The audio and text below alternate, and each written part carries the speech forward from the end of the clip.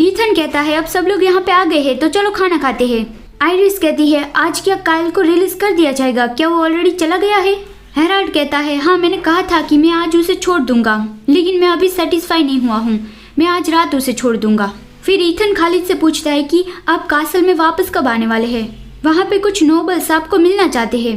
खालिद कहता है तुम अकेले ही सारा काम हैंडल कर रहे थे तो तुम्हें वो बहुत मुश्किल लगा होगा ना?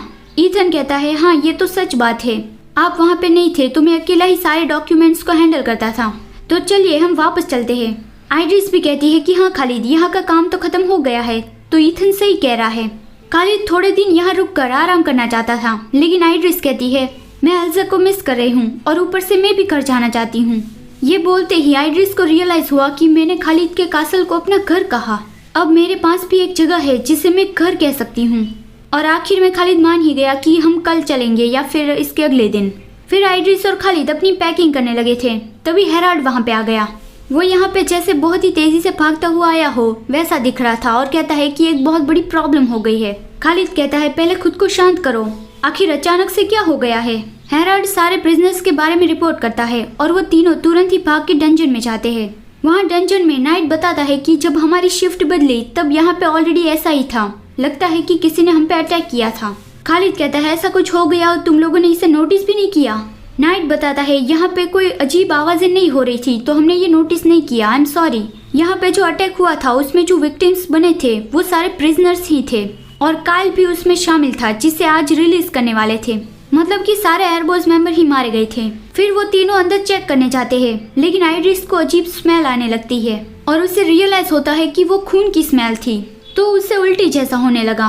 खालिद सोचता है मुझे यहाँ आइरिस को लाना ही नहीं चाहिए था और वो कहता है चलो जल्दी से यहाँ से बाहर चलते हैं, अपनी आंखें बंद कर दो, मैं तुम्हारे साथ ही हूँ। लेकिन तभी तुरंत ही वहाँ पे कोई जोर से चिल्लाता है। उस लाश के ढेर में से अचानक से कोई उठा तो आइरिस और खालिद दोनों ही डर गए, मतलब आइरिस डर गए, खालिद ने तो बस ये देखा कि यहाँ पे क्या चल रहा है। एयरबोस मेंबर में से एक पर्सन जिंदा था और वो कहता है कि फाइनली अब मैं सांस ले सकता हूँ, मैं तो ऑलरेडी मर ही जाता। वहाँ पे पीछे खड़े दो नाइट्स बातें कर रहे थे कि वहाँ पे सब लोग मर नहीं गए थे, ऐसा लगता है कि उसने मरने का नाटक किया था, मैं तो डर गया था कि वो एक भूत है। खालिद उसकी ओर गुस्से से देखता है और कहता है तुमने केयरफुली बॉडी को एग्जामिन नहीं किया और अभी वहाँ खड़े रहकर चैट कर रहे हो। तो वो दोनों नाइट्स डर गए और उससे माफी मांगने लगते हैं। फिर उस पर्सन को जेल से बाहर लाया जाता है। खालिद आइरिस को कहता है तुम यहाँ से अगर जाना चाहती हो तो चली जाओ, ये कुछ ऐसा सीन है जिसे तुम्हें नहीं देखना चाहिए। लेकिन आइरिस कहती है इट्स ऑल राइट खालिद, और वो खुद को मन में समझाती है कि तुमने ऐसा कुछ काफी बार देख लिया है तो तुम ये कर सकती हो आइरिस। वो अपने हाथों को टाइटली क्लिंच करती है ताकि वो कांपना बंद हो जाए और वो कहती है तुम आखिर जिंदा कैसे बच गए? उस पर्सन ने मरने का नाटक किया था, उसने दूसरे लोगों का ब्लड अपने ऊपर लगा लिया और वो काफी सारी डेड बॉडीज के नीचे छुप गया, तो इस तरह से वो सरवाइव कर पाया। जब ये पर्सन बाकी सारे एयरबोस मेंबर के साथ जेल में था तब उन सब ने देखा कि काइल भी वहाँ पे है और वो अभी तक जिंदा है, तो वो सब लोग उसे ट्रेटर की नजरों से देखने लगे और असलियत में वो ट्रेटर था भी। तो सभी लोग उसके ऊपर चिल्ला रहे थे और कह रहे थे कि तुम्हें तो पीट पीट कर मार डालना चाहिए। लेकिन तभी वहाँ पे कोई एक आया, उसने काले कपड़े पहने हुए थे।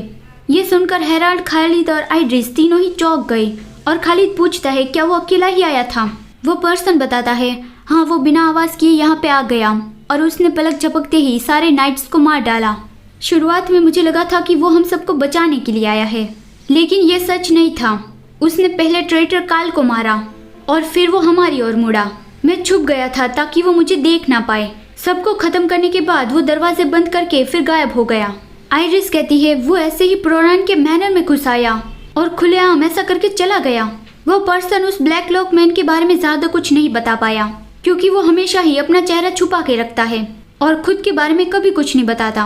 फिर खालिद हेराल्ड को ऑर्डर देता है कि यहाँ पे सारी बॉडीज को क्लीन कर दो और जो एक प्रिजनर आखिरी बचा है उसे दूसरी जेल में ट्रांसफर कर दो और देखो कि किलर ने कोई क्लू पीछे तो नहीं छोड़ा है। फिर वो लोग वापस आ गए। उन लोगों को तो कोई उम्मीद नहीं थी कि वो ब्लैक लॉक मैन ऐसा भी कर सकता है। खालिद आइरिस से पूछता है आइरिस तुम ठीक तो हो ना? तुम उस वक्त बहुत ही ज्यादा डर गई थी, मुझे तुम्हें वो सब कुछ देखने ही नहीं देना चाहिए था। लेकिन आइरिस जब खालिद की आंखों में देखती है तो उसका सारा डर गायब हो जाता है और वो मुस्कुराती हुई कहती है डोंट वरी खालिद, मैं ठीक हूँ क्योंकि तुम मेरे पास हो। खालिद कहता है तुम सच में बहुत ज्यादा ब्रेव पर्सन हो। लेकिन तभी ईथन बाहर से दरवाजा खटखटाता है कि योर हाइनेस क्या मैं अंदर आ सकता हूँ? खालिद गुस्से से कहता है ऐसे वक्त में ही सब लोगों को क्यों आना होता है। ईथन अंदर आके कहता है मैंने सुना कि कुछ टेरिबल हुआ है। हेराल्ड आके बताता है कि हाँ काफी सारे हॉरिबल मर्डर हो गए हैं। सारी मेरी गलती है क्योंकि मैंने मैनर को ठीक से प्रोटेक्ट नहीं किया। मैंने तो ये कभी सोचा ही नहीं था कि वो प्रोरान के मैनर में अंदर घुस जाएगा। खालिद कहता है मैंने भी नहीं सोचा था कि ऐसा पॉसिबल हो सकता है। तो इन्वेस्टिगेशन कैसा चल रहा है। हेराल्ड ने इन्वेस्टिगेट किया लेकिन उसे कुछ भी सस्पिशियस नहीं लगा। तो ये सब लोग सोचने लगे कि वो अगर दरवाजे से नहीं आया है तो क्या वो अंडरग्राउंड से आया था। खालिद हेराल्ड को कहता है तुम और ज्यादा एविडेंस इकट्ठा करना और हम कासल में भी एविडेंस इकट्ठा करेंगे। ईथन तुरंत ही कहता है कि क्या आपके कासल में, क्या आपको लगता है कि हमें वहाँ पे कुछ मिलेगा। खालिद उसे कहता है ब्लैक लॉक वाला आदमी हमारे कासल में आता जाता रहता है, हमें वहाँ पे कुछ तो मिल जाएगा। ईथन कहता है लेकिन आपके कासल में क्यों, मुझे अब भी कुछ भी समझ में नहीं आ रहा है। अगर वो एयरबोस मेंबर होगा तो वो ऑर्डिनरी पर्सन होगा, उसे आपके कासल में आने की परमिशन कैसे मिलेगी। खालिद कहता है मैं इस बारे में तुम्हें बाद में बताऊंगा। फिर जब ईथन यहाँ से चला गया तो आइरिस खालिद को पूछती है कि तुम ऐसा क्यों कर रहे हो, क्या तुम्हें ईथन पे शक है। लेकिन उसे तो मैजिक यूज करना नहीं आता है। खालिद कहता है मैं उस सीक्रेट ड्रग की वजह से उसे नहीं बता रहा था। आइरिस कहती है फॉर्चुनेटली मुझे भी ईथन पे डाउट था तो इसलिए ही मैंने उसे ये नहीं पूछा। फिर खालिद ईथन के बारे में आइरिस को बताता है कि मैं बचपन से ही ईथन के साथ ही रह रहा हूँ, मैं उसके साथ ही बड़ा हुआ हूँ। तो ये सुनकर आइरिस सरप्राइज रहेगी कि मुझे लगा था कि ईथन सिर्फ उसका असिस्टेंट है, लेकिन मैंने ये नहीं सोचा था कि वो दोनों साथ में ही पड़े हुए हैं। खालिद कहता है वो मेरा असिस्टेंट है, मैं उस पर शक नहीं कर सकता। आइरिस खालिद से माफी मांगती है कि आई एम सॉरी, मुझे ये पता नहीं था। मतलब शायद वो ये कहना चाहती थी कि मुझे ये पता नहीं था कि तुम दोनों के बीच इतना स्ट्रॉन्ग बॉन्ड है। खालिद कहता है नहीं, मुझे तुम्हें सॉरी कहना चाहिए क्योंकि मैंने ही तो तुम्हें गलतफहमी में डाल दिया। ऑफ कोर्स ईथन को भी उस काले कपड़े वाले पर्सन के बारे में पता चलना चाहिए, लेकिन उस ब्लैक क्लॉक वाले से तुम्हारा सामना हो गया है तो यही बेहतर रहेगा कि उसके बारे में सिर्फ तुम्हें और मुझे ही पता हो। ऐसी बात नहीं है कि मुझे ईथन पे भरोसा नहीं है। आइरिस कहती है हाँ, अगर उसने ये सुन लिया तो वो तुम्हें मार डालेगा। अच्छा ठीक है, मैं ईथन के सामने अपना मुंह नहीं खोलूंगी। मतलब खालिद ईथन को बैड फील नहीं करवाना चाहता इसलिए कि उससे ईथन पे शक हो गया। फिर खालिद आइरिस को अपनी और ईथन की बचपन की बात बताता है। खालिद की माँ एक डेविल थी और उसका फादर उस डेविल को बहुत प्यार करता था। उसे पहली नजर में ही उस डेविल से प्यार हो गया था, तो इससे रिलेशनशिप से खालिद आया था। लेकिन उसकी माँ जो डेविल थी वो उसके डैड के साथ सिर्फ टाइम पास कर रही थी। खालिद की माँ ने खालिद के डैड और खालिद को अबैंडन कर दिया। सब लोग खालिद को एक डेविल मानते थे और उसकी मौत चाहते थे। खालिद जब रात को सो रहा होता था तब भी उसे सेफ फील नहीं होता था, तो वो अपने साथ हथियार लेके सोता था। वो बचपन से ही स्ट्रॉन्ग बन गया क्योंकि वो जीना चाहता था। पता नहीं उसके अंदर डीमन का ब्लड था वो असर कर रहा था या कुछ और। वो हर एक को काट डालना चाहता था। लेकिन फिर वो एक बार ईथन से मिला। उन दोनों की पहली मुलाकात इतनी अच्छी नहीं थी। खालिद जीने के लिए स्ट्रगल कर रहा था और यहाँ ईथन था कि वो मरना चाहता था। उसकी फैमिली पे किसी ने अटैक किया था और सभी लोग मर गए थे। सिर्फ ईथन ही बच पाया था क्योंकि वो क्लोजेट में छुप गया था। वो एक नाइट का बेटा था जिसे खालिद के डैड बहुत रिस्पेक्ट करते थे। वो अकेला ही था तो वो उसे अपने साथ ले आए। तो तब से ही वो दोनों साथ में बड़े हो रहे थे। वो साथ में ही स्वॉर्ड प्रैक्टिस करते थे। फिर एक दिन ईथन ने खालिद को कहा कि खालिद तुम सबसे अलग हो, तुम मेरी और जरा सी सिंपैथी नहीं दिखाते हो।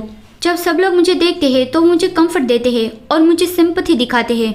वो बस मुझे कंफर्ट दिखाने का प्रिटेंड करते हैं, असलियत में वो मेरी जरा सी भी केयर नहीं करते। वो बस मुझे देखने आते हैं और मेरी पीठ पीछे बातें करते हैं। खालिद उसे कहता है वो तुम हो जो सबसे अलग हो क्योंकि तुम मुझसे डरते नहीं हो और मुझसे हेट नहीं करते हो। ईथन कहता है तुमसे डरने का और तुम्हें हेट करने का मेरे पास कोई रीजन नहीं है, आखिर मैं वो क्यों करूँगा। खालिद कहता है मेरी रेड आइज उसका रीजन है। लेकिन ईथन ने तब सिर्फ इतना ही कहा था कि अच्छा ऐसी बात है। फिर खालिद आर्चड्यूक बन गया और सब लोग उसे बहुत जालिम मानते थे और ईथन खालिद का असिस्टेंट बन गया। तो इसीलिए ही आज तक खालिद और ईथन साथ में है। तो आइरिस सोचती है कि वो तो ऐसी बात थी, ये कितनी बेकार बात थी ना कि मैंने खालिद से पूछा कि उसे ईथन पे शक है।